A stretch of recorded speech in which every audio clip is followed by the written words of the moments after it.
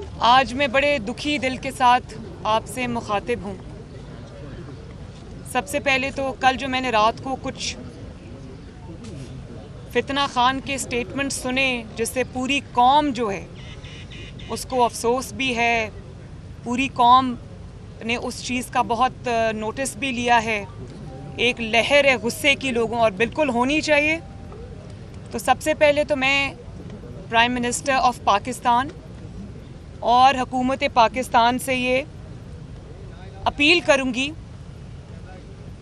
कि एक बोर्ड बनाए दिमागी अमराज और नफ्सियाती अमराज के माहिरीन का, स्पेशलिस्ट का, जो इमरान खान का दिमागी मुआयना करें, नफ्सियाती मुआयना करें, क्योंकि उनकी जो उनका दिमागी मर्ज़ जो है, जो अब पागलपन की आखिरी स्टेज पर है, ऐसे शख्स का पाकिस्तान के अंदर खुलेआम घूमना ख़तरे से खाली नहीं है, जिसका वो बार बार मुज़ाहरा कर चुके हैं। मैंने इक़्तिदार की खातिर किसी भी शख्स को कभी इतना डेस्परेट होते नहीं देखा जितनी डेस्परेशन का शिकार ये शख्स है।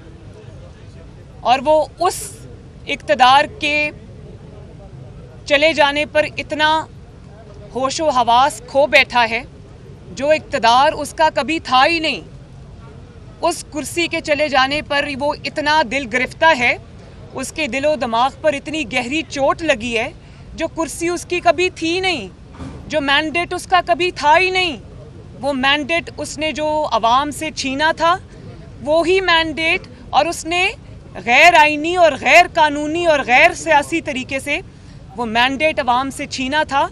तो आज वही मैंडेट अवाम ने आइनी तरीके से उससे वापस छीन लिया। तो जिस मैंडेट का वो सोग मना रहे हैं, जिस कुर्सी के सोग में वो हलकान हुए जा रहे हैं, जिस इक़्तिदार के खो जाने पर वो अपनी सुध बुध खो बैठे हैं, वो इक़्तिदार, वो कुर्सी, वो मैंडेट उनका कभी था ही नहीं। वो छीना हुआ मैंडेट था, वो जाली मैंडेट था। और ये पहला शख्स है जो इक़्तिदार के पहले 30 दिनों में बुरी तरह नाकाम हुआ, और इक़्तिदार से निकल जाने के बाद, अपोजिशन में आने के बाद भी ये पहला शख्स है जो बुरी तरह 30 दिन में बेनकाब हुआ और नाकाम हुआ। और उस नाकामी का जो बदला है, आज वो रियासत पाकिस्तान से लेने पर तुला बैठा है। उस नाकामी का मलबा वो आज हमारे मुल्क, मेरे मुल्क, आपके मुल्क पाकिस्तान पर डालने को तैयार है। सबसे पहले उसने कहा कि ये मुल्क 3 टुकड़े में, खुदा न खास्ता 3 टुकड़ों में बट जाएगा। तो मैं ये सवाल करना चाहती हूँ कि कभी आप ये स्टेटमेंट देते हैं कि कश्मीर के 3 हिस्से होने चाहिए, कभी आप ये कहते हैं, आपके मुंह में खाक, कि आप ये कहते हैं कि इस मुल्क के, अल्लाह ना करे, मेरे मुल्क के पाकिस्तान के 3 टुकड़े हो जाएंगे। तो पहले तो मैं आपसे ये पूछती हूँ कि ये जो 3 टुकड़ों वाला थ्योरी आप लेकर फिर रहे हैं, ये आपको किसने दी है? ये किसका एजेंडा है? क्या ये जैक गोल्डस्मिथ का एजेंडा है, या जिस मुल्क से वो बिलोंग करता है, इसराइल, ये उसका एजेंडा है? आज मैं ये कहने पे मजबूर हो गई, मैं साजिशी थ्योरीज पे बिलीव नहीं करती, लेकिन पहले कश्मीर के 3 टुकड़ों का एक शोशा छोड़ा, और आज कह रहे हैं कि खुदा न खास्ता पाकिस्तान के 3 टुकड़े हो जाएंगे। आपको ये भी पता है कि पाकिस्तान को कितनी कुर्बानियां देकर लोगों ने आज़ाद कराया था। आज आपने उन सब कुर्बानियों की तौहीन की है। अल्लाह ना करे कि पाकिस्तान का कभी कोई ज़रा सा भी नुकसान हो, इंशाअल्लाह नहीं होगा, लेकिन इंशाअल्लाह ताला इस बात करने वाले को, पाकिस्तान के 3 टुकड़े करने का ख्वाब देखने वालों के, जमात के न सिर्फ 3 टुकड़े होंगे, बल्कि उसकी सियासत के, उसकी जमात के 300 टुकड़े होंगे इंशाअल्लाह ताला। देखें, बड़ी गहरी बात है ये कि पाकिस्तान में सियासतदानों ने क्या कुछ नहीं सहा, क्या क्या कुर्बानियां उन्होंने नहीं दी। सबसे पहले नवाज शरीफ साहब की मिसाल आप ले लें।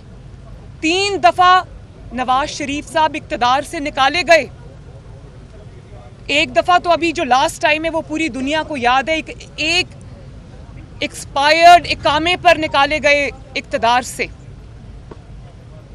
उन्होंने 2 दफ़ा जलावतनी बर्दाश्त की। एक जलावतनी जो सऊदी अरब में थी जब मुशर्रफ था, और दूसरी जलावतनी जो अब हैं वो उनको अपने वतन से दूर है, वो अभी भी। उम्र कैद की सजाएं सुनी, जो अटक किला है उसके जंदानों में उनको फेंका गया,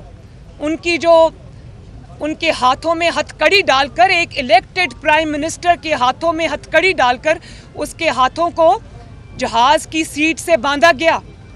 उसकी बीवी की वफात हो गई, जेल में वो था।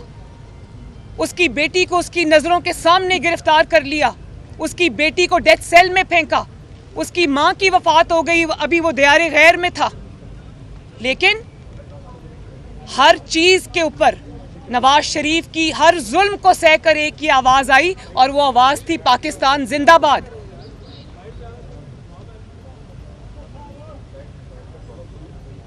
पीपल्स पार्टी पे आप आ जाएं, जुल्फ़िकार अली भुट्टो शहीद हुए, बेनज़ीर भुट्टो अपनी जान से गईं, उनकी शहादत हुई, लेकिन क्या आवाज़ आई?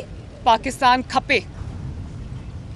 ANP के साथ क्या ज़्यादतियाँ नहीं हुई, उन्होंने भी अपनी जानों के नजराने दिए, लेकिन कभी किसी सियासी जमात ने ये नहीं कहा कि मुल्क के खुदा न खास्ता टुकड़े हो जाएंगे। सबकी एक ही आवाज़ आई, पाकिस्तान जिंदाबाद और पाकिस्तान खपे। आपकी मंतक क्या है कि मेरा इक़्तिदार हो तो पाकिस्तान जिंदाबाद, मेरा इक़्तिदार ना हो तो खुदा न खास्ता पाकिस्तान के 3 टुकड़े हो जाएं? मेरा इक़्तिदार हो तो पाकिस्तान खपे, मेरा इक़्तिदार ना हो तो खुदा न खास्ता पाकिस्तान ना खपे? ये है आपकी सियासत? तुफ़ है आप पर। आपकी हिम्मत कैसे हुई पाकिस्तान के बारे में ये बात करने की? और पाकिस्तान जो है उसके लिए इतनी कुर्बानियाँ दी हैं लोगों ने, सियासतदानों ने, जिला वतनियाँ बर्दाश्त की हैं, फांसियाँ बर्दाश्त की हैं, उम्र कैद बर्दाश्त की है, अपने प्यारों की मौत बर्दाश्त की है, उनकी खालें उधेड़ी गईं, उनको जंदानों में फेंका गया, उनकी चमड़ियाँ उधेड़ी गईं, उनके सामने उनके बच्चों को गिरफ्तार किया गया। लेकिन क्या आवाज़ आई? पाकिस्तान जिंदाबाद। क्योंकि वो जिद्दोजहद जो थी वो पाकिस्तान के लिए थी, अपनी ज़ात के लिए, अपनी कुर्सी के लिए नहीं थी। और अभी तो इमरान खान साहब को तो हाथ ही नहीं लगे, वो प्राइम मिनिस्टर हाउस से सीधा अपना सामान उठाकर बनी गाला पहुंच गए, उनको तो किसी ने कुछ कहा ही नहीं है। और अभी जिसको अपने आप को जो इनकलाबी लीडर, जिहादी लीडर कह रहा था, वो अब जमानती लीडर है। अभी मुझे कोर्ट में इत्तला मिली है कि उनको राहदारी जमानत मिल गई है। जो शख्स इतना डरपोक आदमी है कि राना सनाउल्लाह के डर से वो कब से पेशावर के बंकर में छुप के बैठा हुआ है, ऐसे इंसान को अपने आप को लीडर कहते हुए भी शर्म आनी चाहिए।